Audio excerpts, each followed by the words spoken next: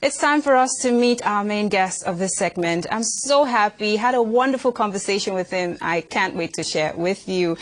Some 70 years ago, it's like story time. Some 70 years ago, a certain George MBARIKA opened a printing press in then West Cameroon. And he was like, it's surprising that so many people don't know about him. When I met him, I was like, no, people have to get to know your story. He was like, okay, come over. Let me tell you all about it. And we recorded it. And here it is for your viewing pleasure. Get to meet him, get to understand his story, and most importantly, get inspired.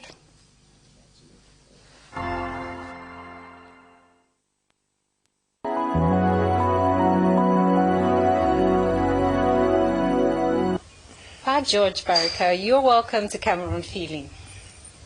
Thank you very much, Patience.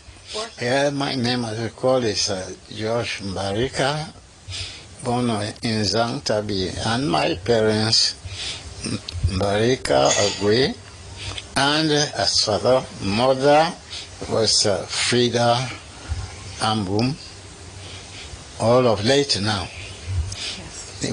We grew up in the village and attended the vernacular school, which our language of study was Bali.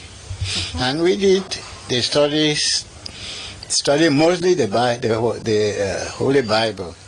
And we studied the Holy Bible from Genesis to Revelation before we were mature to go to primary school, where we started the English lessons to learn. Which school was that? Basel Mission School in Bengui. That was the only school in Neta. Yes. We recruited children from Osheng, Ngunu, Batibur, Bali, all around there. Children came even from Ndop, Nkambe, because that was the sole school that had a standard 6 in those days. And so it was a big issue to be a schoolboy from Bengui. We took our first entrance to go to the primary, and from all these areas, happily I was the first from the whole of Momo. And Pa Estimuna took me up with his left hand by this. He said, this is that small man who is first in the whole of Momo division. I specialize in the printing profession. The Basel missionaries recruited me, trained me, brought me up, and I grew up as a professional printer in the industry.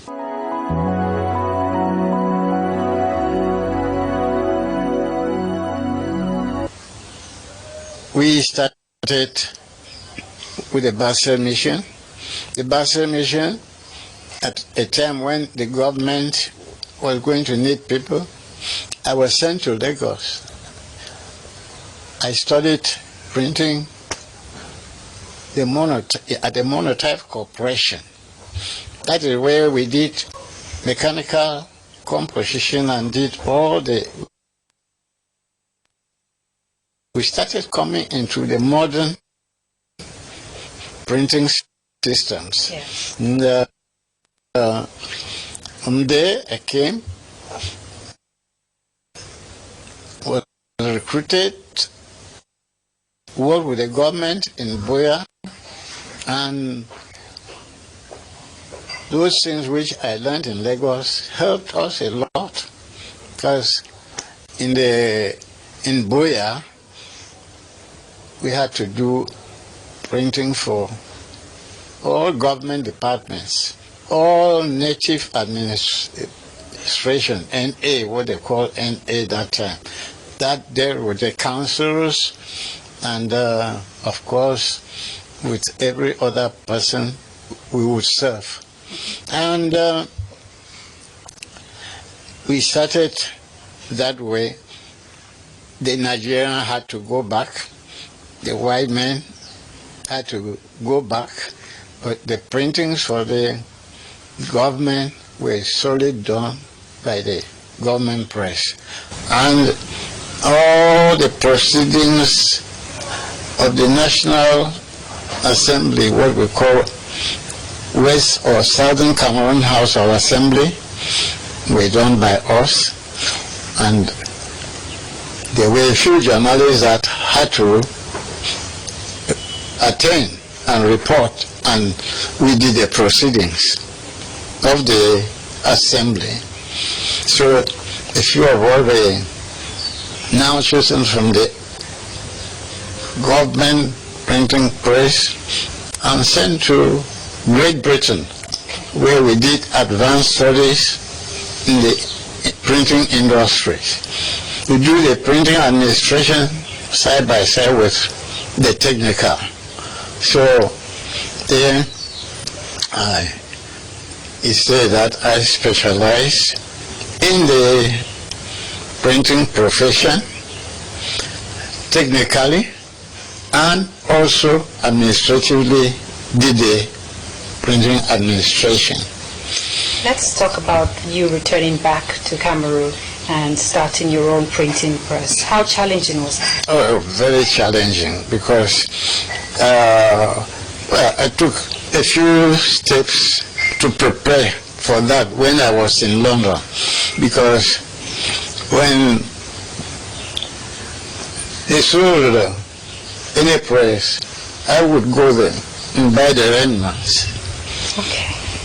Those who had the money bought and took the substantive things that were important.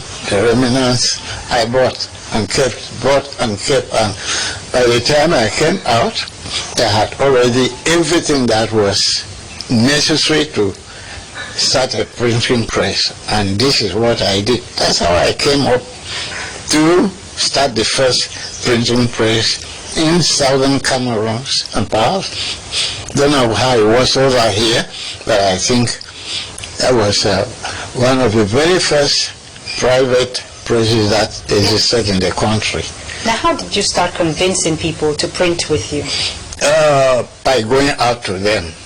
We had to go out to them, speak to people that we could do equally the same, because we had acquired the technique from the source. And so when they gave us things to do, they felt satisfied, so satisfied that there was no need of thinking to go to Nigeria, the nearest place that they could do this work, but confided in us to do whatever they wanted locally, and we did. How was it called? People satisfaction. Yes, how was it called? The printing press? Oh, the printing press at that time, we named it the Express Printers.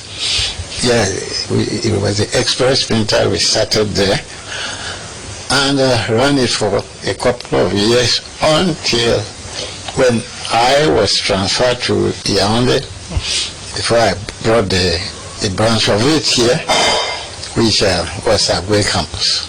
Okay. Yeah, and we trained so many young men in that industry, and that was the contribution which I can boast of that I did for this nation, because wherever I go today, I'm meeting the fruits, getting the fruits of my labor, because everywhere where there's a printing press, there's somebody who will come out and say, oh, it was my master. Yeah.